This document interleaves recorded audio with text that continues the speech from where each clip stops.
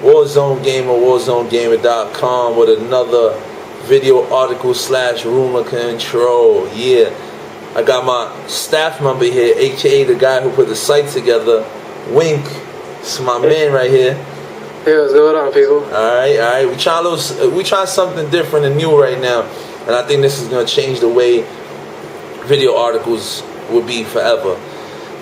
So we're gonna kick it off a little something like this. There's a little rumor going around with the whole clip Bleszinski working on a horror game and all that. What do you think so far, Wink? You think it's something that could be true, or this is something that that could be phony? I think since Cliff Bleszinski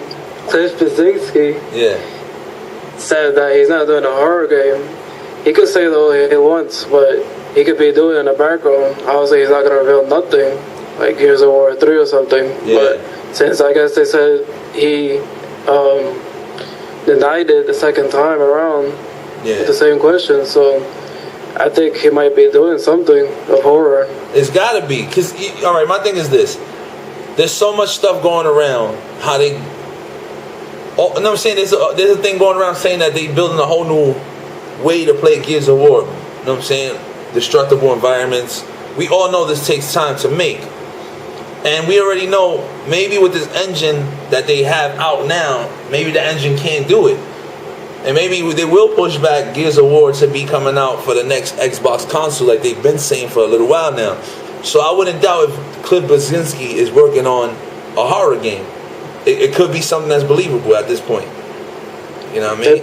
They probably do it in a horror game, probably to test the Unreal Engine that they might be making, and then if it's all good with the Unreal Engine, then they probably do it for Gears of War 3 and probably make it a little bit better. Yeah, because again, it could be a seesaw battle, and it could be a situation where maybe, like the article I said the other day, that they were doing multiple exclusive deals with other companies and with Sony and stuff. Maybe it could be a multi-platform game for both Microsoft and Sony, whatever.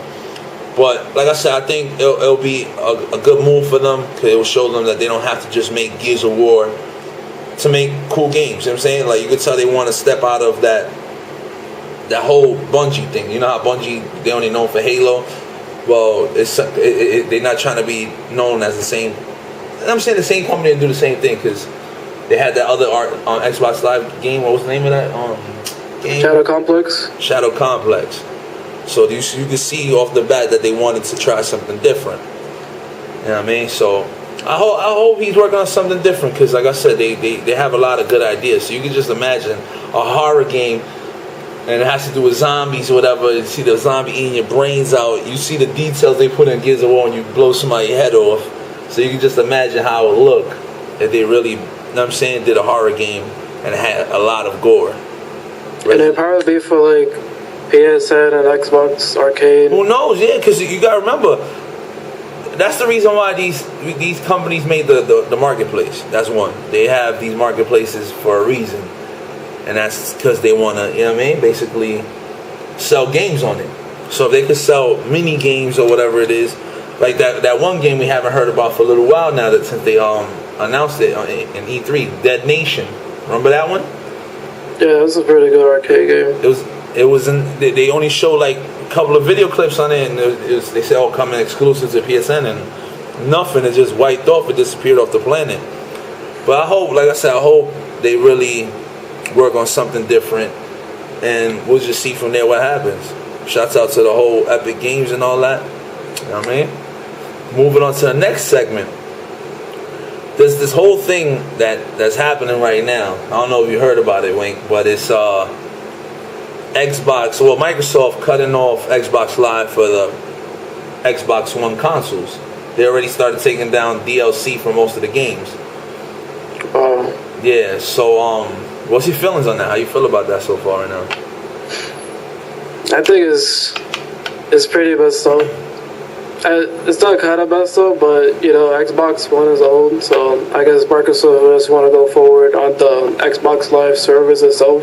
Yeah. And I guess try to make Xbox One be able to transfer to 360 since the price is $200. So yeah. A good move in a way, but losing customers if they still have. I mean, I see it like this. I feel like Microsoft, they did pretty numbers, 30 million units. That was pretty solid. But I feel like, you know what I'm saying? They're approaching the gaming industry a lot more differently, and I respect them for that. And it's in a sense where they don't force that backwards compatibility on you, because like, you see how Sony got shit-faced when people said, oh, we're not going to have backwards compatibility. People went nuts. You see what I'm saying? Yeah. With Microsoft, they're like, fuck it. We're just going to cut it off. No ifs, ands, or buts. We don't care what you say. It's whatever. You know what I'm saying? So what it all comes down to is, I feel like the reason why they're actually really cutting off this whole Xbox Live for the, you know what I'm saying, Xbox One, is because basically they want to increase the friends list. And maybe that was the holdback. Maybe they're going to update the whole service in the sense where you could add more friends. And maybe that was the holdback. Because why would they cut off the services out of nowhere? You know what I mean? Yeah, that just wouldn't make sense. Just to cut off something because it's old, and you know, you still have customers on Halo 2, for example. Yeah, of course. That was like the main game right there.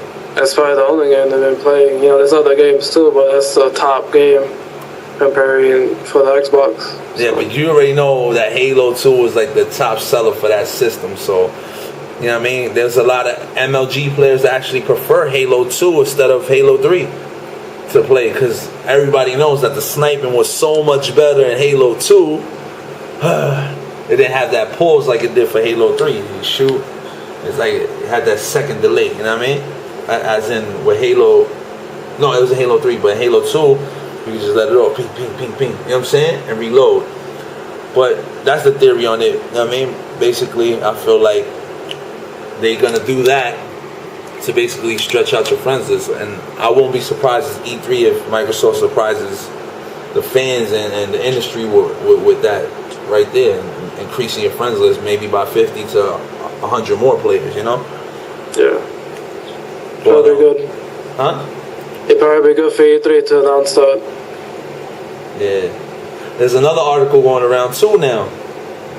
The whole, with the whole motion controllers. Michael Pachter saying he feels that Microsoft is gonna sit here and sit on like the $50 range for the pricing of Natal, and for the PS3's motion controller that they're gonna sit on $100 for that product.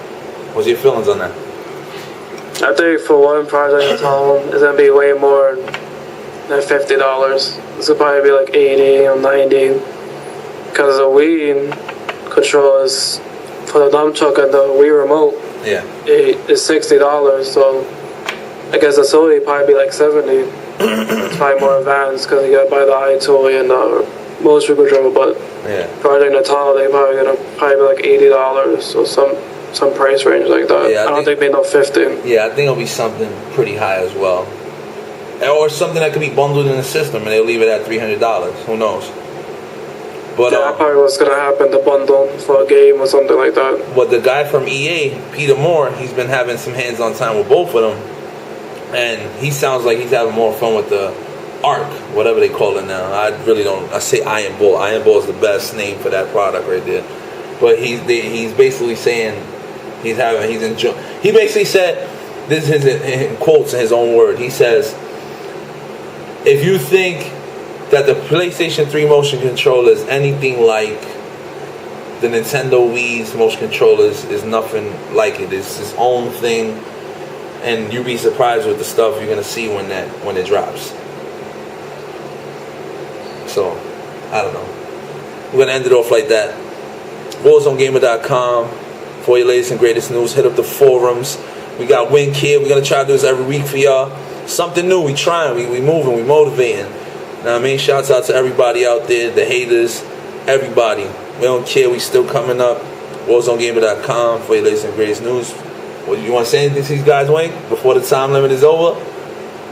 Shout out to the staff. Oh yeah, shout out to the staff, big time.